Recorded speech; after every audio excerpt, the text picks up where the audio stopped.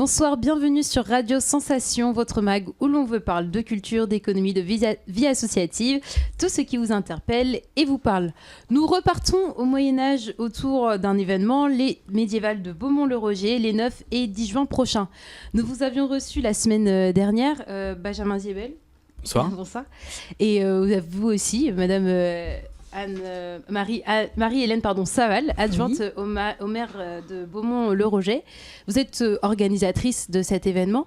Oui. À quelques semaines de cet événement, comment vous vous sentez ? Alors écoutez, tout va très bien, tout est maîtrisé. Les services techniques de la municipalité sont vraiment au taquet, comme on peut dire. Je tiens du reste à les remercier parce que vraiment, sans eux, on n'aurait pas pu faire grand-chose non plus. Merci aussi à la collaboratrice qui m'épaule au niveau de la mairie. Et puis, toutes les bonnes volontés qui sont venues nous rejoindre. Tout le monde est fin prêt. La réunion avec les bénévoles s'est très bien passée pour la sécurité. Donc voilà, maintenant, nous n'avons plus qu'à espérer que le beau temps soit de la partie. C'est tout ce qu'on vous souhaite. On espère que le beau temps sera au rendez-vous. L'association Les Galops de l'Histoire, Benjamin Ziebel, vous en êtes secrétaire. Tout à fait, oui. Alors, depuis combien de temps elle existe, cette association ? Alors, historiquement parlant, c'est une jeune association, parce qu'elle a été créée en 2016. Mais d'un point de vue de pratique, les membres qui en font partie, ça fait, pour le plus ancien, plus de 15 ans qui fait du médiéval. 15 ans de médiéval. Ouais. Et donc, vous venez de quel milieu, à peu près, tous ? Alors, dans les membres de l'association, l'histoire, vous êtes... On est d'abord cavaliers. D'abord cavaliers. Les Galops de l'Histoire, c'est d'abord une troupe de passionnés d'art équestre, qui ensuite sont passionnés également d'histoire et de spectacle. Parce que ça, c'est notre grande force avec les chevaux, c'est le spectacle équestre. Donc on s'est retrouvés autour de ces passions communes. Et depuis, ça fait 2 ans maintenant c'est la 2e année là où on sort vraiment dans les différentes communes, les différentes villes de Normandie. On tourne également dans le Grand Ouest de l'Île-de-France et un petit peu la Picardie et un peu le centre de la France. Voilà. Et donc, quelles sont vos principales activités dans cette association-là ? Vous faites uniquement du spectacle équestre ou vous avez d'autres activités au sein de cette association ? Ouais. Alors, je suis un peu multicarte, mais comme tous les membres de l'association, on a plusieurs cordes à notre arc. Alors, on est tous cavaliers. Ça, c'est donc chaque membre de l'association qui possède son cheval le gère sur le spectacle et les à côté, puisqu'on est aussi sollicité, notamment à Beaumont-le-Roger, on espère l'être sollicité sur la présentation de la race, parce qu'il y a différentes races. On a du cob normand, on a du trait ardennais, on a de l'Irish cob. Donc voilà, il y a plusieurs races qui se développent. On a aussi un lusitanien, donc des races totalement différentes.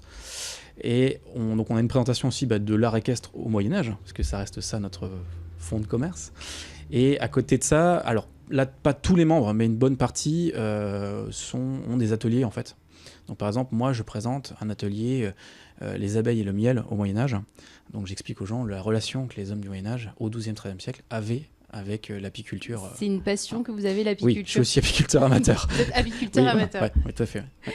Et pourquoi vous travaillez principalement sur la période du XIIe et XIIIe siècle ? Alors c'est une question d'abord de coût. Parce qu'en fait, il faut savoir que la reconstitution historique, ça a un coût financier. Et le XIIe, XIIIe siècle, c'est la période la plus simple à mettre en œuvre avec les chevaux. Alors actuellement, on parle beaucoup de vikings, parce que c'est un peu le vent en poupe actuellement. Il faut savoir que les vikings ne combattaient pas à cheval. Ils n'avaient pas, normal, quand on est sur un drakkar, c'est difficile d'emmener les chevaux avec. Donc ils n'avaient pas forcément cette vision du combat. Par contre, en Normandie, terroir normand, là, les chevaux étaient beaucoup utilisés. Donc on a des écrits sur l'art équestre au XIIe, XIIIe siècle. Donc ça nous a mis en avant. Le territoire normand se prête bien à la reconstitution historique. Ah oui, alors ça c'est une vraie force en Normandie. Ça faut vraiment le souligner par rapport à d'autres régions de France qui ont également leurs aspects, leurs atouts, tout à fait. Mais la Normandie a un vrai palmarès au niveau Moyen-Âge. On le voit, notamment, il y a un certain nombre d'abbayes qui sont encore en état. Si on prend par exemple l'abbaye de Bernay, qui est encore entier, là, Beaumont-le-Roger en tant que tel, il y a le prieuré qui est encore présent. L'église de Beaumont-le-Roger que j'invite tout à chacun à venir visiter, parce qu'elle est vraiment, c'est vraiment un écrin. Où il y aura aussi des manifestations durant les médiévales au prieuré et aussi à l'église. Alors avec en particulier, effectivement, le dimanche, les élus et les médiévistes sont donc invités à assister à la messe. Et à la sortie de la messe, ce sera assez spectaculaire puisque grâce au Père Christophe, qui est extrêmement enthousiaste à l'idée, ça on ne peut pas le nier, il nous fera donc sortir sur les portes latérales de l'église, qui, si vous connaissez un petit peu Beaumont-le-Roger, on est vraiment très en hauteur. Les cavaliers nous entoureront et nous descendrons entourés des cavaliers en procession tout le long de la rue Chantraine pour arriver sur la place de la mairie où aura lieu la remise officielle du blason de la ville de Beaumont qui est en cours de réalisation par le ferronnier d'art qui du reste assistera également à la manifestation puisqu'il fera une exposition d'une trentaine d'écus et expliquera aux enfants ce que c'est que l'héraldique, etc. Donc il y aura une sortie de messe assez impressionnante et comment dirais-je, à laquelle seront également conviés les charitons que le Père Christophe souhaite absolument associer à cette manifestation. Donc une sortie de messe peu banale le dimanche 10 juin. Et je vous invite éventuellement... Ce sera une messe spéciale médiévale ? Ce sera une messe, comment dirais-je, normale, mais à laquelle seront donc conviés les médiévistes et les élus en costume. Et il y aura, ce que je sais, et Benjamin pourrait le confirmer, au moment de la fin de la procession, le Père Christophe bénira les épées et les chevaux. Oui. Comme au Moyen-Âge. Comme au Moyen-Âge, tout à fait. Voilà. Comment vous préparez vos spectacles ? Combien de temps ça vous prend ? C'est un secret. C'est un secret. Il n'y a pas de souci. Alors là, on est sur un spectacle qui est rodé. C'est-à-dire que la plupart des chevaux le connaissent. Donc ça fait 3 ans qu'on se tourne sur ce spectacle-là. Donc c'est même vraisemblablement la dernière année où on le fait. Après, il faut se renouveler. Les chevaux, il y a 3 aspects lorsqu'on veut faire du médiéval. Pour les cavaliers qui nous écoutent ou qui nous regardent, il y a 3 choses à voir. La première chose, ça peut paraître bête, mais c'est le drapeau. C'est-à-dire qu'il ne faut pas que les chevaux aient peur des drapeaux, puisqu'au Moyen-Âge, il y a des drapés réguliers. Donc à Beaumont, il y en aura. Donc il y a des défilés avec les drapeaux, il y a des drapeaux dans le spectacle. Donc il ne faut pas que les chevaux bougent. Alors pour nous, ça paraît un peu basique, mais les chevaux sont extrêmement craintifs sur les mouvements. Ils sont sensibles aux mouvements. Oui, tout à fait. Qui ne peuvent pas anticiper du coup, puisque le vent fait bouger la voile. Donc ça, c'est la première chose à faire. La deuxième, c'est le combat. Donc le combat à l'épée. Donc leur apprendre à ne pas avoir peur de l'épée déjà, parce que quand vous avez un barbu qui vous fonce dessus avec une épée à la main, il ne faut pas faire d'écart. Ou un autre cheval qui va vous croiser. Donc pareil pour les chevaux, ça c'est dans notre façon de monter actuelle, la façon équestre moderne, c'est pas logique pour un cheval d'avoir un autre cheval qui lui fonce dessus. Puisqu'on leur interdit dans les centres équestres de le faire. Oui. Donc ça, on leur apprend à accepter le contact entre les chevaux. Combien de temps à l'avance ? 1 an, 2 ans à l'avance ? Ça dépend des chevaux. Ça dépend. Alors c'est vraiment le cheval qui nous le dit. Là, il y a des chevaux, ça se passe en 1 heure, c'est réglé. Et il y en a d'autres, il faut travailler sur plusieurs mois avant d'y arriver.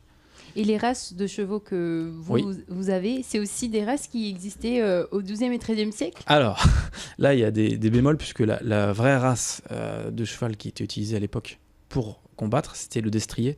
Le destrier a complètement disparu, puisqu'il n'a plus l'usage. C'est-à-dire qu'après, c'était un cheval de guerre.